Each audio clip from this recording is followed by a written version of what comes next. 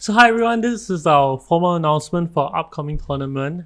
I have decided to call it the Muad'Dib Melee, and it will be held on the 8th of April at 11 a.m. EST. Okay, so let's run through some of the tournament rules. So what is Muad'Dib? Muad'Dib is actually it's a desert mouse. They call it like mouse kangaroo. It's a small little creature from Dune. And it's known for its persistence on the planet of Dune. And what happens is that Paul Atreides actually adopts it as his Fremen name. So there's a prophecy that the Messiah will be called Muad'Dib. I just wanted a cute mascot. So we have this like mouse kangaroo boxer. Okay, anyway, so the game type will be as follows. The game type will be Dune Imperium. We will play base game plus Rise of X plus Immortality. The seating will be randomized based on the button. Everyone just joins, you click the random seating button. Okay, the pick order will be hidden picks with 6 removed. I think that's the standard way of us playing it now. And the 4-player VP is removed. Okay, so we'll be playing from 0 to 10 points. So in the case of a tie, we'll follow the rule book. So the rule book tiebreaker rules are VP, Spy, Solari, Water, and Troops. So in case that there's a situation where everything is tied, the winner is determined by reverse seating order. So 4th, 3rd, 2nd, and 1st. I don't think we'll get to that situation, but I just need a rule to sort it out in case it does. So in regards to additional rules, each player will have a 25-minute time bank. This is because of the tournament format. The tournament format is, I'll be covering that subsequently, but it's a 64-man tournament, and we'll be playing 3 rounds of Dune back-to-back. Okay, so the first player will advance, and to keep each game within a manageable time frame so that no one is like waiting around for too long, and everyone can commit the same amount of time. There's a time bank set, and this is to allow each game to finish within the 2 hours and for some time for admin to be done. So once again, the intention of this time bank is for the tournament to run smoothly. Okay? It's not to pressure you to make decisions or anything, but we do need some thing to push players to end the game in a reasonable amount of time, and we're implementing this through the time bank. Okay, so for each game, the first place will advance, and finally, if you win all 3 games, you are the Muad Melee winner. Okay, so what happens about players who don't get first in the game? They can continue to play. We'll continue to seed you into games. You can continue to play with players. I'll talk about that a little bit later. So one thing that is required, a Discord voice is required. So everyone is required to join a voice chat. However, if you do not have a microphone, you can always communicate through in-game chat. This communication of voice is always better for players to just. I think. It's overall better for the health of the table, and also it facilitates a lot of things. So do join the in-game voice. So some of the details to this, we'll have 64 people, and this is all sign up based on a first come first serve basis. Okay, so I'll talk about how to sign up in a while. So we'll be playing. This is the one of the first Dune Immortality tournament, but it is a Dune Immortality 64-man knockout tournament. Okay, the signups will go live on the 18th of March at 11 a.m. EST. Okay, and you can check the Discord for the link, and I will probably try to post it on my YouTube as well as a community post. So you can check the link there. You can sign up at that time. Okay, the melee will run on the 8th of April from 11 a.m. To 5 p.m. EST. It might drag a little bit, but hopefully we can complete in this time frame. So where and how we'll be running the game through. We'll be running the event through the TTS Discord. Black Shadow has already created a Discord channel for this event, and so you can look for all the news or the discussion through that channel. We'll probably create sub-channels for specific groupings. Okay, so games will be played on Tabletop Simulator. Okay, and the mod version is a mod that I have created. I'll post a picture about it somewhere there, I guess. And yeah, you can go subscribe to the mod and create a game and do test it out. I highly recommend. This is not a requirement yet for this tournament, but in the future tournaments it might be that you must at least I encourage you to clock at least 1 or 2 games with the clock. So that you understand how long it feels, so that you can kind of make the decisions accordingly, and you realize that 25 minutes should be an ample amount of time as long as you are somewhat familiar with the UI. I think if you're not familiar with the UI, things can take a little bit of time. So I do encourage you to be familiar with the UI, so that the time can be spent on thinking rather than clicking. Okay, and why are we doing this? We're just doing this for bragging rights. We're doing this for fun. There's no prize pool. It's a community-driven event, and but if you do want to put up a prize pool, you can always come and approach me, and we can figure something out. But currently, there are no bragging rights. Oh, there's no prize pool. There's a lot of bragging rights. I don't know if you can have a special color, but I don't know. That's something we have to talk to Shadow and the TCS club. I'll publicize your name front and center.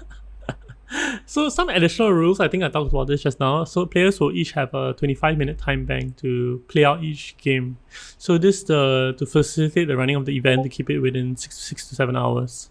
So what happens is that if your clock was to so the clock counts up from 0 to 25. So when the game starts, you will be at 0. Then whenever it's your turn, the clock will count up. Whenever you click past turn, then the next player's turn will start to count up. So if the clocks were to exceed the 25-minute mark, you are disqualified from advancing in first place, and this is regardless of your finish in the game. Okay. However, if the situation where your clock runs out completely, you have a 3-minute grace period to just continue to play out your turns until the end of the game. So after your clock exceeds the 28-minute mark, you will have to instant review until the game ends. Once again, it's not to stress you on making decisions, but it's really to facilitate this event. I think moving forward, if players request more time, we can adjust this timing moving forward. However, I think asking people to commit to a longer duration of a tournament, like 10 hours, I think that is a bit unrealistic, especially for, I think, some Europeans who will be trying to join us. It will last very late into the night for them. Okay, and so yes, you will not be able to advance in first place. However, we will still record this as a win in terms of some elo that we'll use, and we'll potentially use for invitationals moving forward. I think there's something in the pipeline, and nothing's confirmed, but it's something that I have planned. So once again, this is implemented by 4 in-game clocks by color during each player's turn. You can can subscribe to the mod and load it up to see how it looks like. Okay, so in the case of someone playing Elysia, right, the active player is responsible for pausing his clock and activating Elysia's clock. This is done by pausing is just by clicking on your own clock, and to activate someone else's clock, you just click on their clock. Okay. Then once Elysia puts down a card, Elysia is responsible to pause his own clock and resume the active player's clock. And this only after he places the card face down. Okay, so some additional info in regards to this. If you are passing your turn without finishing your actions, and this is intentionally or unintentionally, once again, the clock is there to run this event. Understand you might feel some time pressure, but we're all playing this game. We want to respect everyone's time. Okay? So at a table level, you should address it first. So in the spirit of the community, right, let's try to address it in civil and friendly manners. Understand that there's a competition, people can get a bit heated up, but we're all playing this game. We all love this game. That's why we are playing it. So do address it at a stable level first. You just pause your clocks and just tell the player to that, hey, I don't. I would prefer if you pass your turn after you finish your actions, all your actions. Okay, so if the issue is not resolved in the game, right, and it continues to persist, you can issue a formal complaint to one of the judges. So who are the judges? I am not sure. You can, but for now it will be me. You can issue a formal complaint to me and to whatever judges we have. And if you were to receive such complaints, you'll be issued a warning. Okay, you can only receive one warning per game. So if multiple players report you for the game, you will receive one warning. So once you receive the warning, I will notify you of the warning. And if you were to receive another warning in your second game or your third game, it will prevent you from advancing in first place.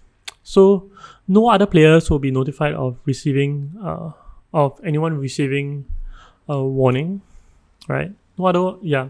So let's say if you receive a warning, no other player will know, right? But once you receive 2 warnings, you'll receive a violation, and because there are consequences to advancing, right, it will be made public information. So I will announce that this person has received 2 warnings in these 2 games, and based on the rules, you have received a violation, and you'll not be allowed to advance in first place. So once again, this is all based on judge's discretion. Okay, so we'll also be checking on if people are serially reporting everyone, and then we would have discussion in that manner. We would try to watch the games of people who have warnings to see if it's really an issue or it's just maybe some mistakes that you're doing. Okay, so once again, this system is put in place to ensure the event runs smoothly. However, these rules are in place to make sure that everything runs civilly and there are some boundaries, and so that you know what to expect. So how this tournament will be is that it will be a 64-man tournament. So if you are the winner of your game, you advance from 1 round to round 2, and then so 64 games, there's 16 games total. You have 16 winners. 16 winners are split up into 4 games, and in each of the game, the winners will advance to the finals. Okay, so we expect each game to last roughly around 2 hours. It can be less. Okay.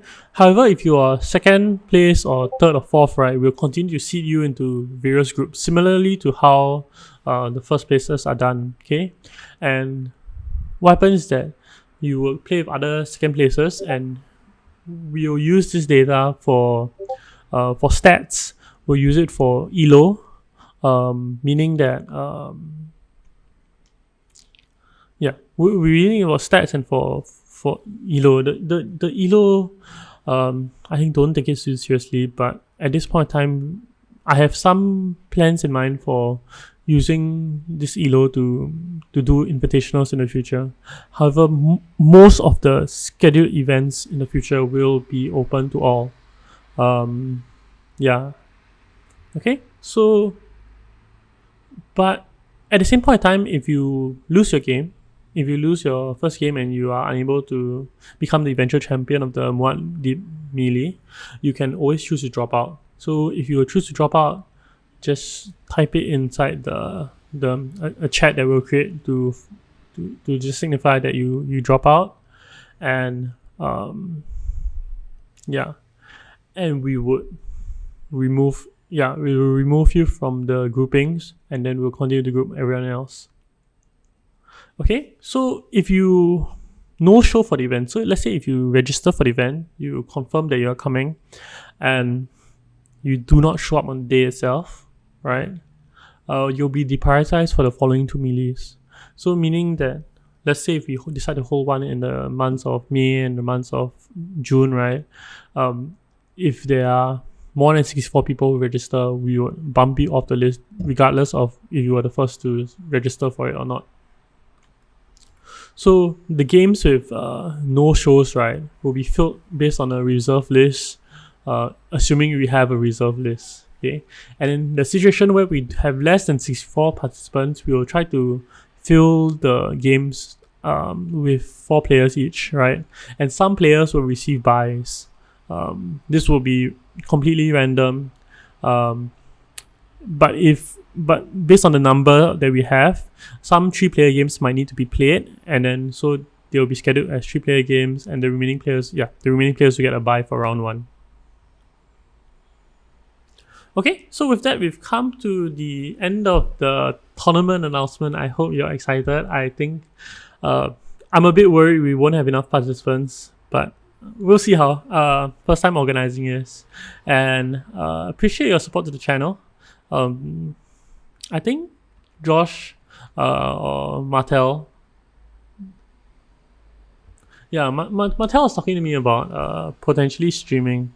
So I was telling him about how I don't like streaming on YouTube because I think it messes up with the algorithm. I don't really want to push like live videos to people. I don't think it is as interesting. Yeah. So, but I do kind of want to stream. So what I'm gonna do is that he has suggested me to stream on Kick, and I'll be trying that in the near future. I'll have announcements in this channel as well. I think and then if you are interested in watching me stream, do put in the comments, and then also put your questions about the tournament in the comments. And I mean, the rules also are subjected to final changes, but I think majority of it is in. The tournament should be in about 3 or 4 weeks. I'm quite excited. Still figuring out the scripting element of it, learning it for the first time. But I hope you're excited. Hope you participate. And see you then. See you soon.